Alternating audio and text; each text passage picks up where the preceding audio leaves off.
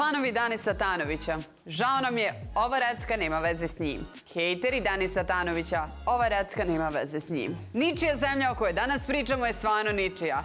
Haha, dobra fora. No Man's Land ili Ničija zemlja naziv je serije koja je krajem 2020. stigla na Hulu, a potom i HBO. Sličnosti sa nama poznatijim filmom istog naziva definitivno ima. Opet je to ratna priča i opet na komadu planete koji svi prisvajaju, otimaju i zatrpavaju čaurama. Međutim, ovdje je Balkan zamijenilo možda jedino nesrećnije parče globusa, Bliski istok. I ovdje nema pitanja ko je počeo rat. Pa normalno da smo htjeli da se odvajamo kad ste vi počeli rat. Pa vi ste počeli rat, vi ste htjeli da se odvaja. Vi ste počeli rat. Ko je počeo rat? Ko je počeo rat? Priča nas vodi direkt u 3. godinu sirijskog konflikta. Na sjever ove nesrećne zemlje usred borbi između džihadista Islamske države i kurdistanskih snaga otpora. Tu se nađe jedan zbunjeni Francuz u potrazi za sestrom. A onda redom upoznajemo harizmatičnu kurdsku komandantkinju, radikalizovane britanske imigrante, pomenutu sestru i njene čudne metode vezivanja repića, niz likova čije biografije otkrivamo tokom 8 epizoda, a većina njih su u stvari pridošlice iz drugih krajeva svijeta. So you mind telling me what you're doing here? I'm looking for my sister. I heard she's with the YPG now. The legends are all true. Women of the YPJ will stop at nothing in their fight against ISIS. He who is killed by a woman on the battlefield, there is no heaven. This is why we came to the Caliphate, to prove our conviction. Tu perspektivu sukoba kroz oči stranaca većina svjetskih medija je uzela kao neoprostiv minus ničije zemlje. Šatro ne može rat u Siriji bez Sirijaca.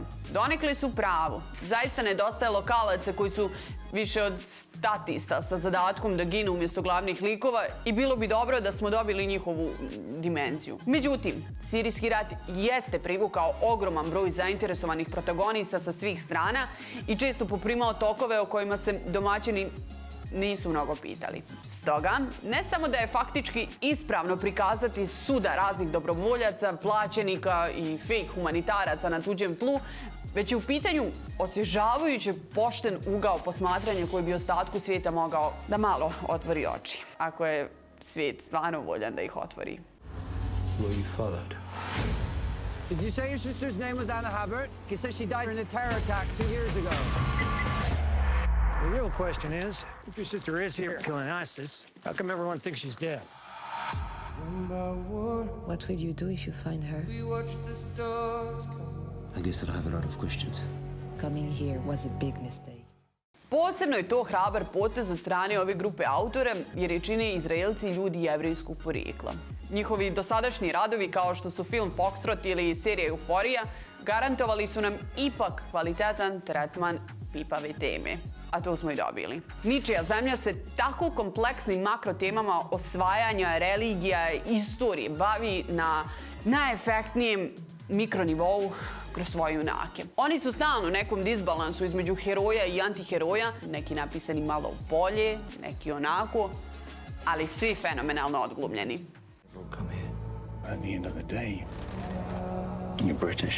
You were recruited to save lives back at home. If your sister's here, she's fighting with people she loves to save people she loves.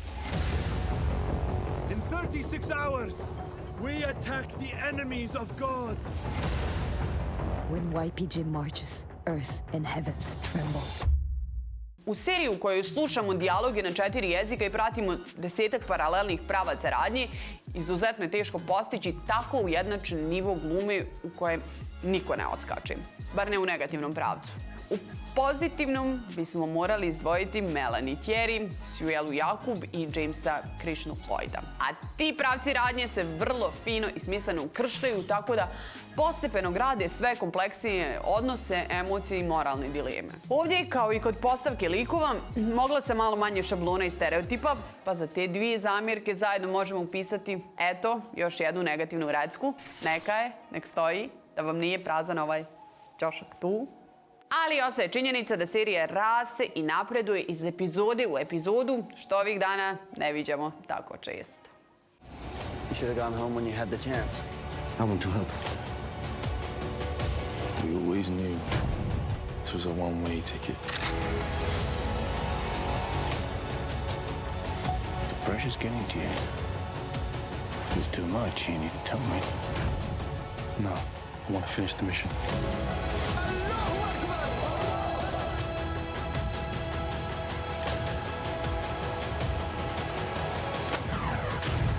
I'm not living without my sister. Zato smo uvjereni da će Ničija zemlja dobiti i drugu sezonu koju definitivno zaslužuje. Biće to dobra prilika da se popeglaju sitni nedostaci i nastavi dalje sa razvojem, pa ko zna, možda budemo imali jedan od boljih ratnih serijala u posljednje vrijeme. Prva sezona će taj rasplet čekati na našem zidu slavnih... Šta fali? Kako misliš, nema Pete Recki? Stvarno nema Pete. Kamera, fotografija, ton, sve to na mjestu, ništa spektakularno, ali dovoljno dobro. Mislim, dovoljno za Petu Recku, može li sad, eto, hvala vam.